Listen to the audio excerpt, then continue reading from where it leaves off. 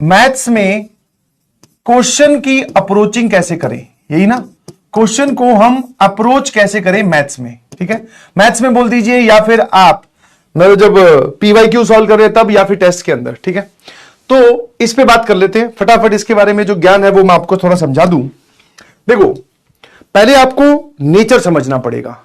पहले आप क्या समझो, ये जो सब्जेक्ट है इसका नेचर कैसा है। सर इसका जो नेचर है वो बहुत ही डाइवर्सिफाइड है।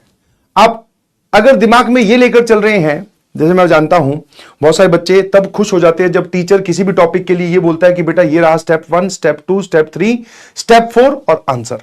समझ गए कि आपने सर हमें कुछ स्टेप्स बताए, उन स्टेप्स को अगर हम फॉलो करें तो हम आंसर तक पहुंच जाएंगे। उस सिनेरियो में, उस पर्टिकुलर टॉपिक में या ऐसे क्वेश्चंस के लिए बच्चे बड़े ही कॉन्फिडेंट फील करते हैं। बट नेचर में आप बोलोगे सर कुछ क्वेश्चंस का जो नेचर है वो होता है प्रोसीजरल, और कुछ होते हैं सर जिसको आप बोल दोगे न्यू टू मी या फिर थिंकिंग वाले या फिर एक्सपीरियंस बेस्ड, कि आपने पहले वैसा सवाल सॉल्व किया तभी आप कर पाओगे, है ना, या न्यू थिंकिंग आप बोल सकते हो। तो जब प्रोसीजरल है तो बच्चों को कोई दिक्कत नहीं आती। जैसे फॉर एग्जांपल प्रोसीजरल की अगर मैं बात करूं तो y बराबर क्वाड्रेटिक अपॉन क्वाड्रेटिक की मान लो रेंज पूछी, तो ये क्वांटिटी किस में आएगी बेटा, ये पूरा सवाल आ जाएगा प्रोसीजर में। क्यों सर, हमें पता है क्या करना है, x को मल्टीप्लाई करके इधर टर्म्स को x में क्वाड्रेटिक बनाओ, उसका d greater than equal to 0 करो, फिर एक चेक वाला स्टेप कीजिए। तो ऐसे कुछ चीजें जो है वो बताई जा रही है प्रोसीजर वाली भी। बट सर प्रोसीजर वाला तो हम संभाल लेंगे, बट सर ये न्यू टू मी थिंकिंग, मतलब ये new to me thinking experience based, इन सवालों में हम फंस जाते हैं। क्या मैं सही बोल रहा हूं, है ना, जो एक सर नई थॉट का सवाल हो उसमें हम फंस जाते हैं कि इसमें क्या करना है। तो मैं सिर्फ इतना बोलना चाहूंगा कि जब आप क्लास में आए तो अपने दिमाग से पहले वो वाली कैटेगरी हटा दो कि जितने भी क्वेश्चंस होंगे वो हमेशा स्टेप 1, स्टेप 2, स्टेप 3, स्टेप 4 और आंसर वाले तरीके से नहीं सॉल्व होते मैथ्स में। बाकी सब्जेक्ट का मुझे कोई आइडिया नहीं है इसलिए मैं उस पर कमेंट भी नहीं कर रहा हूं, बट मैथ्स में ऐसा नहीं होता। क्यों बोला जाता है कि प्रैक्टिस ज्यादा करो, बिकॉज कि सर वैरायटी ऑफ क्वेश्चन, सवाल की अपीयरेंस क्या है, लैंग्वेज क्या है, कैलकुलेशन क्या करवा रहा है, आपने क्या सोचा, फिर उसका आसान तरीका क्या है, बहुत सारी चीजें डिपेंड करती है। तो इसीलिए इन सवालों में अगर आप आगे बढ़ना चाहते हैं तो हो सकता है फर्स्ट इंस्टेंस पे आपसे ये क्वेश्चन नहीं सॉल्व हो। That is a very natural thing. क्या मेरी बात समझ में आती है कि सर हमसे ये सवाल ही नहीं सॉल्व हुआ, ठीक है अब क्या करें सर, हम तो डीमोटिवेटेड हो रहे हैं। नहीं, डीमोटिवेटेड मत होइए भाई, जो भी सवाल आपके सामने आया जो न्यू टू मी वैरायटी का है या फिर उसमें एक अलग थिंकिंग लग रही है या फिर सर एक्सपीरियंस बेस्ड कि हां ऐसा सवाल हमने क्लास में किया है तब मैं इस सवाल को कर पा रहा हूं कि सर ने ऐसा करवाया था, समझे। तो आपको जब भी आप क्वेश्चन यहां पर देख रहे हो, मुझे सॉल्व करते हुए देख रहे हो, तो आपको धीरे धीरे ये इमेज करना है या इमेजिन करना है जैसे अच्छा जब सर ये वाला क्वेश्चन सॉल्व करते हैं तो ऐसे करते हैं, समझ में, जब ये वाला क्वेश्चन सॉल्व करते हैं तो ऐसे करते हैं। तो आप क्वेश्चन वाइज चीजों को ध्यान रखिए और जितना ज्यादा आप क्वेश्चन सॉल्व करेंगे उतना ज्यादा आपके दिमाग में जो एक्सपीरियंस है वो बढ़ता जाएगा, समझ में। जितने ज्यादा क्वेश्चन आप सॉल्व करोगे उतनी ज्यादा आपकी हिम्मत बढ़ती जाएगी नए सवालों से भिड़ने की। आप कुछ प्रैक्टिस मत करो, सिर्फ नोट्स पढ़ जाओ, थ्योरी पढ़ जाओ और आप सोच रहे हो कि एक नया सवाल वहां पे हमसे क्लिक हो जाएगा, तो आंसर इज नो। और मजे की बात यह है कि जेईई एडवांस में प्रोसीजरल वाला आप मान लो कि टोटल पेपर दोनों मिलाकर 2 या 3 सवाल आएंगे जिसको हम डायरेक्ट क्वेश्चंस बोलते हैं। सारे के सारे सर न्यू टू मी और थिंकिंग वाले सवाल ही होंगे जो कि आपकी पूरी मैथमेटिक्स की जो एक्सपीरियंस है उसके बेसिस पे आप सॉल्व कर पाओगे। और मैथमेटिक्स में एक मेजर पार्ट रोल प्ले करता है, दैट इज सिंप्लीफिकेशन। अब सिंप्लीफिकेशन कहीं पर भी पढ़ाया नहीं जाता, अलग से कोई टॉपिक नहीं है, सवालों के थ्रू हमें सीखना पड़ता है सर। तो आप इस चीज को एक्सेप्ट कीजिए कि अच्छा इस क्वेश्चन में ऐसा किया सर ने, और उसके बाद में आपके दिमाग में भी 1-2 तरीके आएंगे कि ऐसा क्यों नहीं किया, या फिर ऐसे करें तो ऐसा क्यों नहीं किया और ऐसा करें तो, इस वैरायटी के अगर आपके दिमाग में डाउट आ रहे हैं तो दोनों काम आप करके देखिए प्लीज, क्योंकि मुझे इतने सारे बच्चे सुन रहे हैं। मैं हर एक के दिमाग की जो उपज है वो यहां पे अगर बोर्ड पे कर करके दिखाने लगा तो इट विल टेक बहुत ज्यादा टाइम। आप करके देखें कि सर आपने तो जैसे बताया वो चलो वो सॉल्यूशन तो समझ में आ गया, बट मेरे दिमाग में एक और आ रहा है कि ऐसा क्यों नहीं किया, तो वो करके देख। कहां जाकर लैंड हो रहे हो, उसके आगे क्या सिचुएशन बन रही है, वहां से समझो कि अच्छा इसमें ये गड़बड़ हो रही है, या आंसर तक पहुंच गए तो बोले सर ये एक और सॉल्यूशन है। समझ पा रहे हो। तो आप अपने चीजों को, जैसे अब केमिस्ट्री में है, जितना मेरे को केमिस्ट्री की नॉलेज है उतने से मैं बताऊं, तो केमिस्ट्री क्या है, ज्यादा इंफॉर्मेशन बेस्ड है कि आपको पता होना चाहिए कि हाँ भाई ये होता है, ये होता है, ये होता है, ऐसा ऐसा होता है। मतलब उसमें आपको इंफॉर्मेशन, रार फाइल आपके पास बहुत सारी होनी चाहिए, रिमेंबर एज रिजल्ट वाली।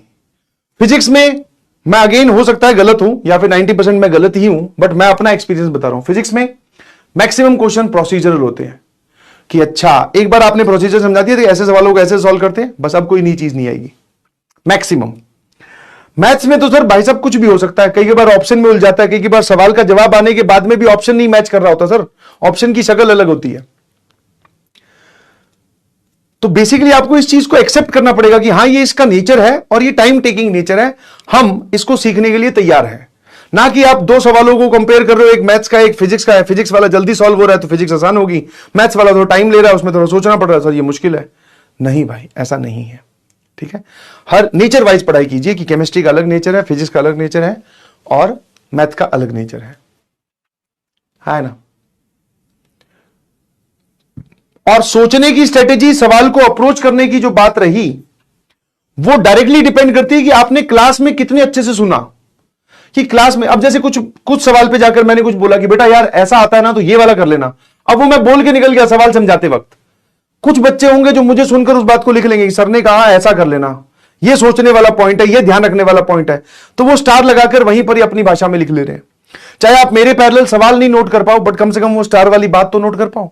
सवाल तो बाद में भी छपा हुआ होगा, क्वेश्चन भी होगा, सॉल्यूशन भी होगा, वो तो बाद में भी लिख लोगे, बट वो चीज लिख ली। ऐसी जितनी भी चीजें आप लिखते जाओगे, धीरे धीरे धीरे धीरे धीरे धीरे बाय द टाइम आपके दिमाग में ये चीजें सेट होने लगेगी कि अच्छा ऐसे बढ़ना है। ठीक है भाई।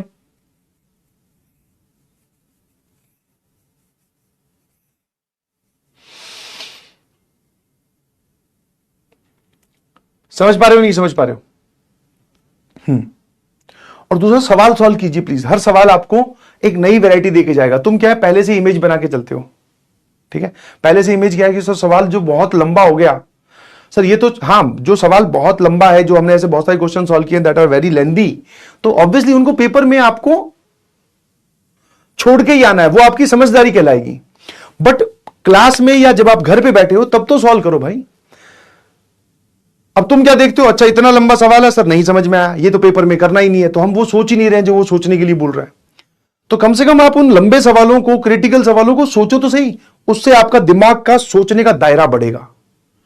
मैं ये नहीं बोल रहा कि आप उतने उतने लंबे लंबे सवाल पेपर में करके आओ, 10 मिनट का सवाल है कहां से करके आओगे पेपर में, छोड़ना ही समझदारी है। बट यस जब क्लास में करवाया जाए या फिर आप घर पे करो तो पूरा सोचो। केस मेकिंग वाले सवाल हैं, केस मेकिंग वाले सवाल में एक भी केस अगर आपका छूट गया तो आप नेगेटिव मार्क्स पे जाके लैंड करोगे, क्योंकि आपने एक केस कम काउंट किया। अब हो सकता है एक ऑप्शन कम केसेस के हिसाब से ही एक ऑप्शन रखा गया हो, समझ पा रहे हो? तो ये आपको धीरे धीरे धीरे धीरे अपनी स्टडी टेबल पे ही करना है, समझ पा रहे हो? हर सवाल आपके लिए एक नया है, जिसमें आप हर सवाल के लिए कुछ ना कुछ लिख रहे हैं। धीरे धीरे ये स्टार लगाने वाली बातें जो है ये कम हो जाएंगी, आपको याद रहने लगेगा, आपको लिखने की जरूरत नहीं पड़ेगी, बहुत कम आपको नई बातें पता चल पाएंगी। यस और नो?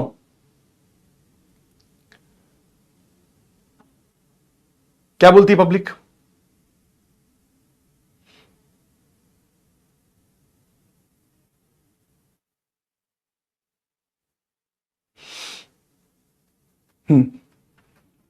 ठीक है, तो आई होप ये समझ गए। और दूसरा ये सिर्फ ये कोई ऐसी ज्ञान की बात नहीं है कि जो आपने एक बार सुनी और वो उससे तुरंत ही कल रिजल्ट मिल जाएगा। नहीं, मैंने क्या बोला, धीरे धीरे धीरे धीरे आपके पास एक्सपीरियंस है भाई, इतने सारे नए सवाल किए हैं सर हमारे पास है, वही तो कॉन्फिडेंस देंगे, वही तो कॉन्फिडेंस देंगे। अब नए सवाल ही नहीं सॉल्व करोगे, क्रिटिकल थिंकिंग वाले सवालों पे आप नहीं भिड़ोगे, ठीक है। एक ही टाइप के सवाल 25 बार कर रहे हो तो वो अच्छी बात है, उससे क्या होगा कि उस टाइप का कोई आया तो तुम जल्दी सॉल्व कर दोगे। बट अगर उससे हटके आया तो नए सवाल से भिड़ने की ताकत आपको नया सवाल ही देता है।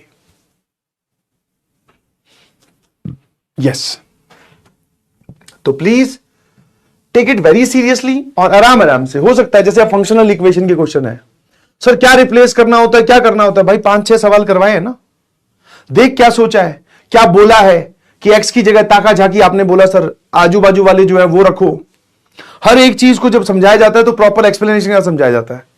आप उस एक्सप्लेनेशन को दिमाग में रखिए प्लीज। मैं सवालों के जवाब रटने के लिए नहीं बोल रहा हूं, मैं सवालों के तरीके रटने के लिए बोल रहा हूं, मेथड ध्यान रखने के लिए बोल रहा हूं कि दिस इज द मेथड, है ना।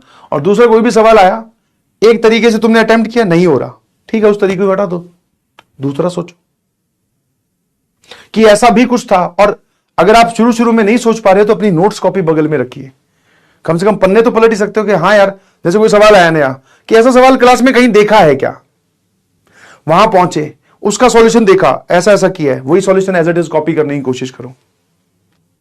नहीं, अगर हो जाए वेल एंड गुड, नहीं हो तो जब डिस्कशन हो उस सवाल का तो फिर देखो कि अच्छा यहां पर मैं गड़बड़ कर रहा था कि ये चीज मैं नहीं सोच पाया, या फिर इसके बाद में मैं कुछ और ही अलग कर रहा था। समझ गए?